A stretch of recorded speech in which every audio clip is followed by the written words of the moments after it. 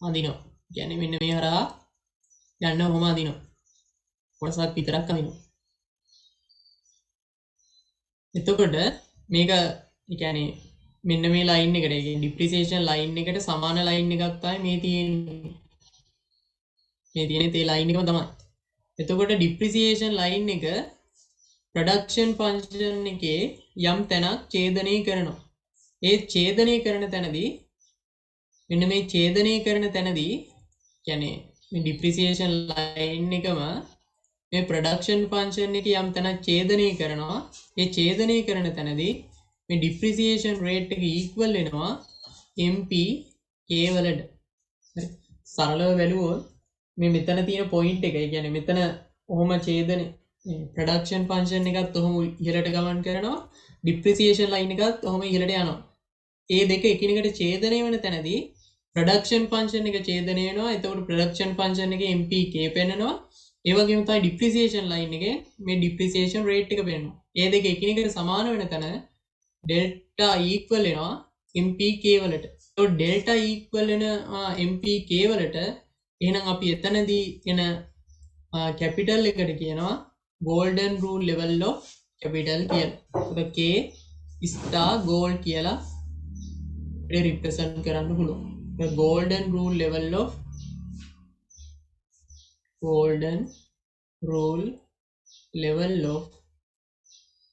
capital කියලා මේකට කියන්න පුළුවන්. එහෙනම් golden rule level of capital එකේදී delta equal වෙනවා MP K වලට. delta වලින් පෙන්නන්නේ depreciation rate එක. එතකොට delta equal වෙනවා MP K වලට. ඒක තමයි golden rule level of capital එකේ සම්බන්ධතාවය.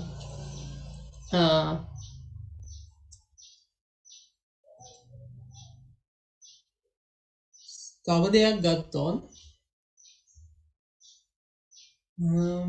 ඔය ටික තමයි මුලින් කියන්නන් තියෙන්නේ. මට තා මොන හරි මිස් වෙලා තිබ්බොත් මම ඒක ඉස්සරහට කියන්න. golden rule level of capital එක ගැන ඔන්න ඔය ටික තමයි කියන්න තියෙන්නේ. ඉතුරු ටික නම් ස්ලයිඩ් එක බලුවොත් ඒ කියන්නේ ඒකේ වැඩිපුර කියලා තියෙන දේවල් ටික ස්ලයිඩ් එක බලුවොත් තේරෙයි. ඊට පස්සේ තියෙනවා concept එක incorporating population growth කියන. අර අපි මෙතන assumption එකක් පාවිච්චි කරා, ඒ කියන්නේ growth theory එක කතා කරද්දී මේ assumption එක පාවිච්චි කරා අපි population growth එක 0 කියලා. ඒ කියන්නේ 0 population growth එකක් තියෙන කියලා උපකල්පනය කරා. ඒතකොට 0 population growth එකක් තියෙනවා, ඒ වගේම තමයි constant labor force එකක් තියෙන කියලා උපකල්පනය කරා. දැන් ඊළඟට අපි ඉන්නේ ඒ assumption එක relax කරන්න. assumption එක relax කරන්නේ. එතකොට අපි මෙතන concept ඊළඟ කතා කරන කොටස තමයි incorporating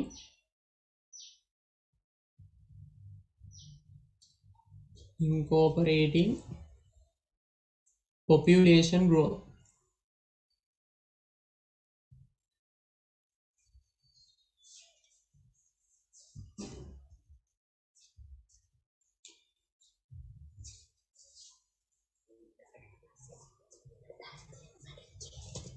incorporating population growth. එතකොට අපි මෙතන assumption එකක් කරනවා population and labor force වර්ධනය ගැන. අපේ ජනගහනය සහ ශ්‍රම හමුදාව ස්ථාවර රේට් එකකින් වර්ධනය වෙනවා කියලා උපකල්පනය කරනවා. ඒතකොට ඒක කිව්වොත් ඒක ලිව්වොත් කියන්න පුළුවන් assume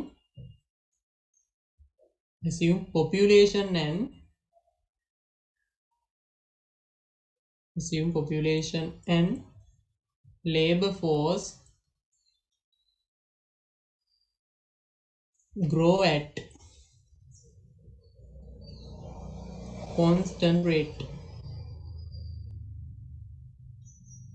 කියන්නේ constant rate එකකින් මේ population growth එක වර්ධනය වෙනවා. population growth එක වගේම ශ්‍රම හමුදාවත් labor force එකත් වර්ධනය වෙනවා කියලා උපකල්පනය කරනවා. එතකොට මේ population growth එකේ සිදුවන වෙනස් වීම කොහොමද අපේ කැපිටල් එකට බලපාන්නේ කියලා තමයි දැන් අපි කතා කරන්න යන්නේ. එතකොට අපි හැමතිස්සෙම per work form එක තමයි මේ කොටස් වලදී පාවිච්චි කරන්නේ. per work form එක තමයි පාවිච්චි කරන්නේ.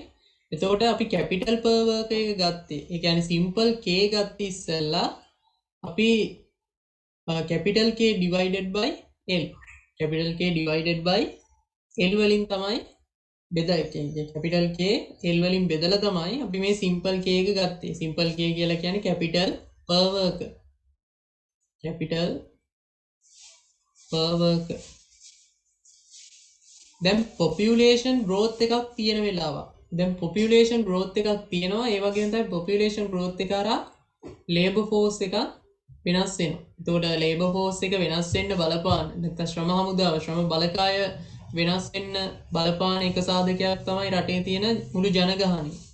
ඒතර මුළු ජනගහනයේ population growth එකක් වෙනවා කියන්නේ ජනගහන වර්ධනයක් වෙනවා කියලා කියන්නේ ඒකෙන් labor force එකටත් ඇති කරන බලපෑම වැඩි. එතකොට population growth එකක් නිසා වෙන්නේ මේ labor එක increase වෙනවා. labor එක increase වෙනවා. ඒතකොට labor එක increase වෙනවා කියලා කියන්නේ L increase වෙනවා කියලා කියන්නේ මේ capital per work එක decrease වෙනවා. capital per work එක decrease වෙනවා. එතකොට L increase වෙද්දී capital per work ඒ කියන්නේ simple K capital per work එක decrease වෙනවා. capital per work එක decrease වෙනවා. එතකොට මෙතන relationship එක ගත්තොත් labor force එකයි නැත්නම් population growth එකයි capital එකයි අතර තියෙන්නේ capital stock එක අතර තියෙන්නේ inverse relationship එක කියන්නේ negative relationship එකක් තමයි අපිට දකින්න තියෙන්නේ. එතන මම ලියන්න මෙතන capital stock එකයි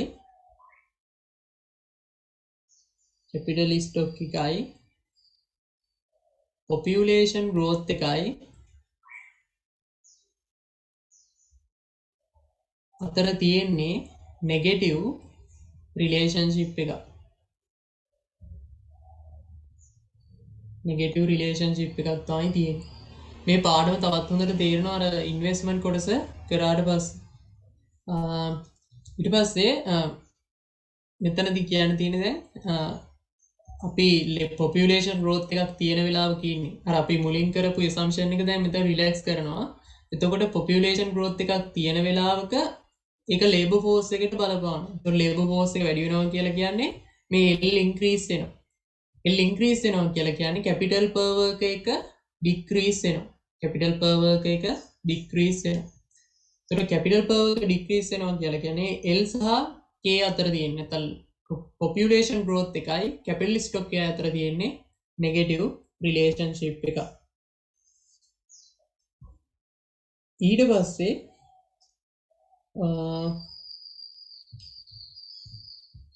මේ assumption එක relax කරන්න කලින් ගත්තොත් before assumption relax ඕක තමයි මේ හැඳින්වීම තමයි මේ population growth එකේ මූලික හරය වෙන්නේ. එතකොට capital stock එකයි population growth එක අතර තියෙන්නේ negative relationship එකක් කියන එක. ඊට පස්සේ ගත්තොත් කියන්න පුළුවන් මෙතන පොඩි දෙයක් පාවිච්චි කරන්න. before assumption is relax. before assumption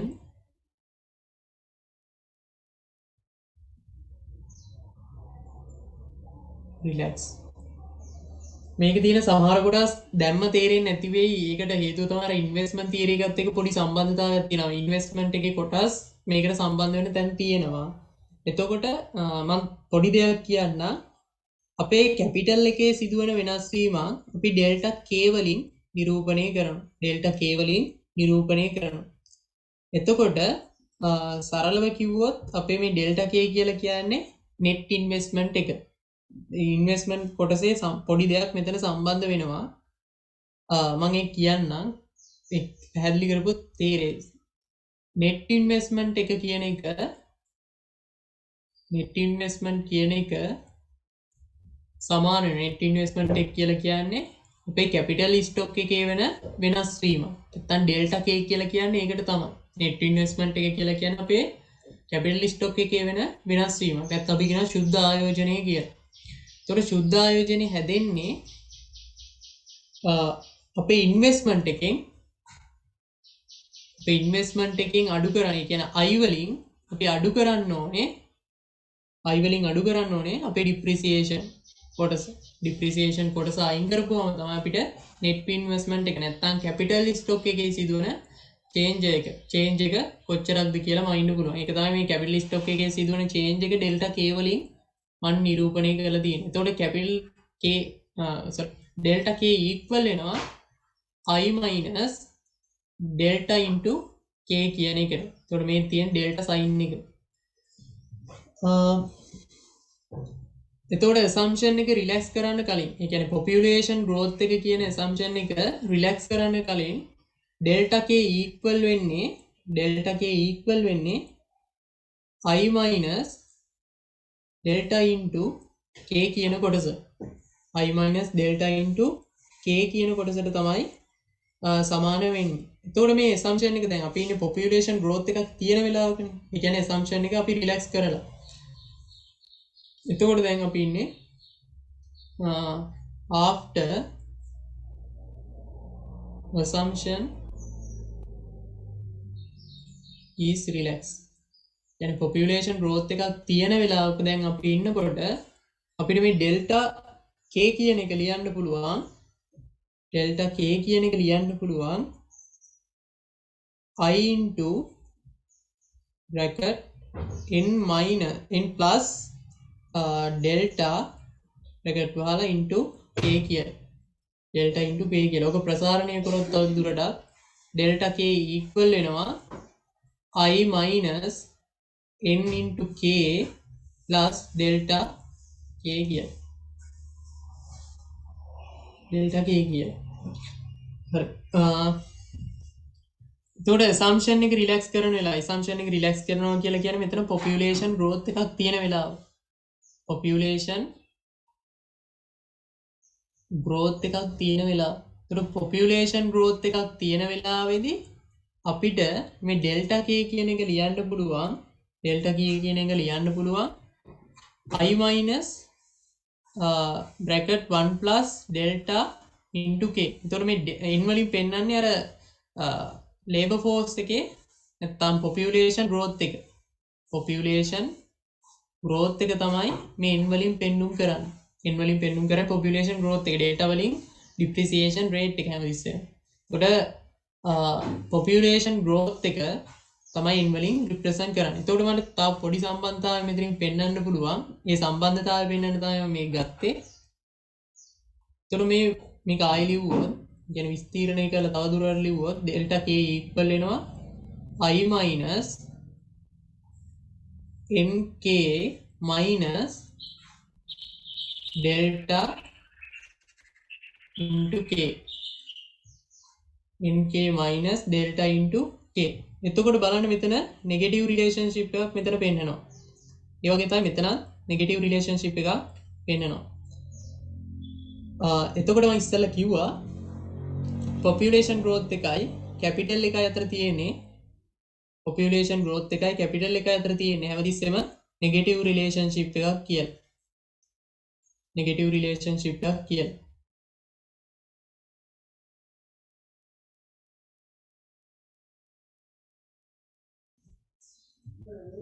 එතකොට capital stock එකයි එතකොට මේ minus nk වලින් පෙන්නුම් කරන්නේ n කියලා කියන්නේ population growth එක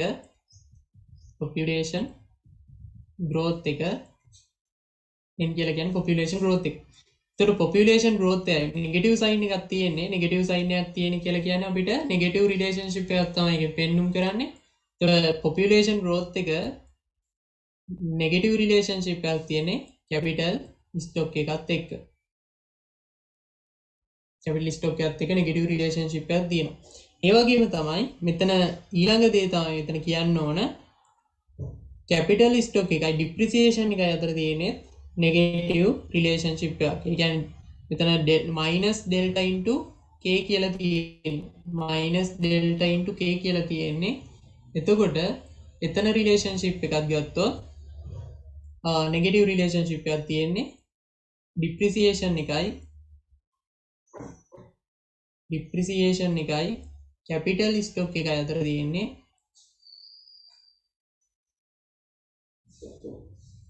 නෙගටිව් රිලේෂන්ෂිප් එකක්. නෙගටිව් රිලේෂන්ෂිප් එකක් තමයි එතනත් තියෙන්නේ. ඊට පස්සේ ගත්තොත් ඔක තමයි මට මුලින්ම කියන්න ඕනේ.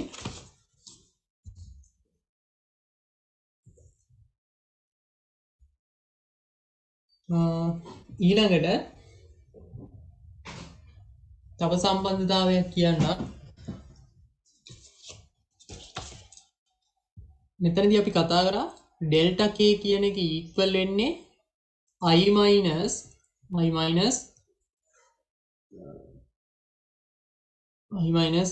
delta delta k කියන එක ඉක්වල් වෙන්නේ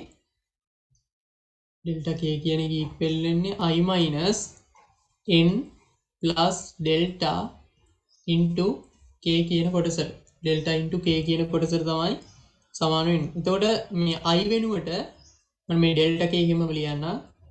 i වෙනුවට මට පාවිච්චි කරන්න පුළුවන් s into fk කියන එක. මොකද අපි ඉස්සෙල්ලා කතා කරා i හැදිලා තියෙන්නේ s into y කියන කොටසෙන්. එතකොට y වෙනුවට මට දාන්න පුළුවන් fk කියන කොටස s into fk කියලා දාන්න පුළුවන්. මොකද y හැදිලා තියෙන්නේ f into කියන්නේ fk වලින්. කියන්නේ අපි ඉස්සෙල්ලා කතා කරේ capital per work එක output per work එක depend වෙනවා capital per work එක මත. ඒ නිසා ඔන්න ඔය කියන සම්බන්ධතා ගොඩ ටික පාවිච්චි කරලා මේ i කියන එක s into fk කියලා ලියන්න පුළුවන්. එතකොට තවදුරටත් ගත්තොත් මේක එහෙමම ලියන්න පුළුවන් අපිට n plus delta into k කියලා. ඊට පස්සේ අපිට අපි හිතුවොත් මේ කැපිටල් ස්ටොක් එක චේන්ජ් වෙන. ඒ කියන්නේ අපේ මේ delta k කියන එක 0 කියලා හිතුවොත් delta k කියන එක 0 කියලා හිතුවොත් ඒතර අපිට සම්බන්ධතාවයක් හදන්න පුළුවන් මෙතන. කියන්නේ break even investment එකට මම එන්න හදන්නේ මෙතන s into fk minus n plus bracket n plus delta k. ඒතර මම මෙතන නෙගටිව් සයින් එක මේ පැත්තට ගෙනිච්චොත් ඒතර මම ලියන්න පුළුවන් n plus delta into k equal වෙනවා s into fk වලට. s into fk වලට. එතකොට මෙන්න මේ කියන එකට අපි කියනවා break even investment එක කියලා. break even investment එක කියලා. ඒ කියන්නේ break even investment එකේදී අපි investment එක වැඩි කරන්නේත් නැහැ, investment එක අඩු කරන්නේත් නැහැ. එතකොට මේ break even investment එකේ තුල අන්තර්ගත වෙනවා depreciation කොටස. ඒ කියන්නේ දැන් මෙතන මේ කොටස බලන්නකෝ. මේ break even investment එක තුල අන්තර්ගත වෙනවා මේ මෙන්න මේ කියන කොටසෙන් තමයි උත්තරේ ගන්න ඕනේ. break even investment එක තුල include වෙනවා. ඔය slide වල තියෙනවා. මම ඒක පැහැදිලි කරන්න තවදුරටත්. include වෙනවා break even investment එකේ include වෙනවා කොටසක් තියෙනවා depreciation of existing capital. ඒ කියන්නේ මේ depreciation rate එක තියෙනවානේ. එතකොට break even investment එකේ ඇතුලේ තියෙන එක දෙයක් තමයි මේ depreciation කොටස. depreciation of existing capital. depreciation of existing capital. depreciation of existing capital කියන කොටස තියෙනවා. ඒ වගේම තමයි තියෙන අනිත් කොටස තමයි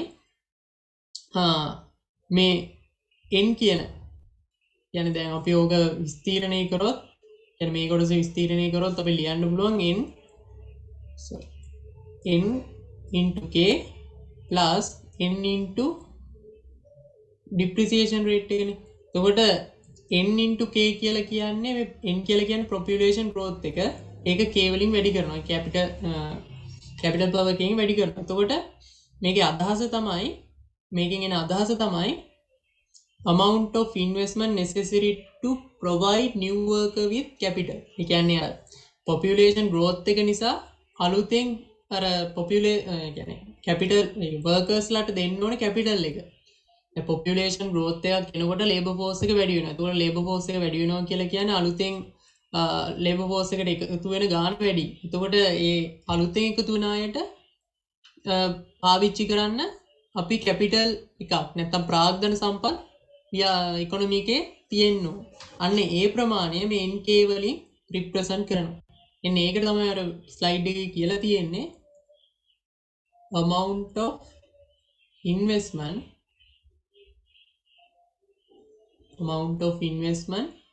necessary to provide new worker with capital.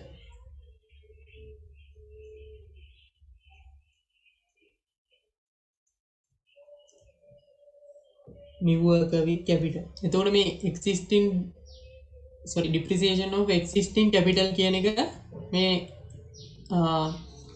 K delta into K කියන කොටසෙන් පේනනවා.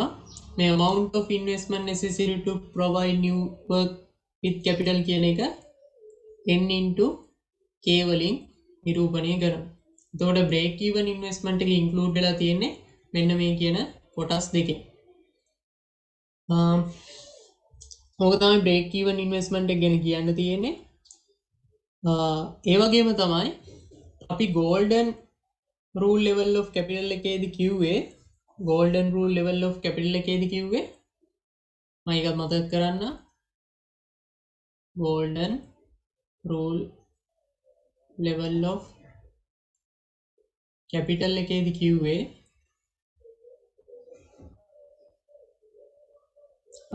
අපේ ඒ කන්ඩිෂන් එක තිබ්බේ golden rule level of capital එකේදී MPK equal වුණා depreciation rate එකට.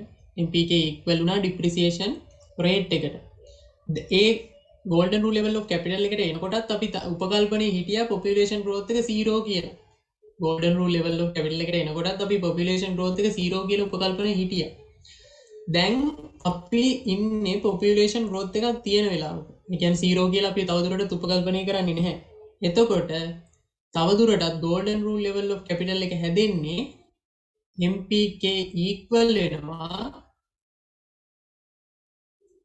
depreciation plus ඒ කියන්නේ delta plus n කියන කොටසට delta plus n කියන කොටසට population growth එක තියෙන වෙලාවේදී මේ depreciation එකට n කියන කොටස එකතු වෙනවා. n කියන කොටස එකතු වෙනවා.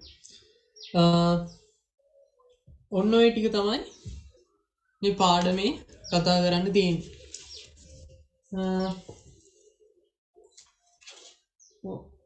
මේකත් ඉවරයි.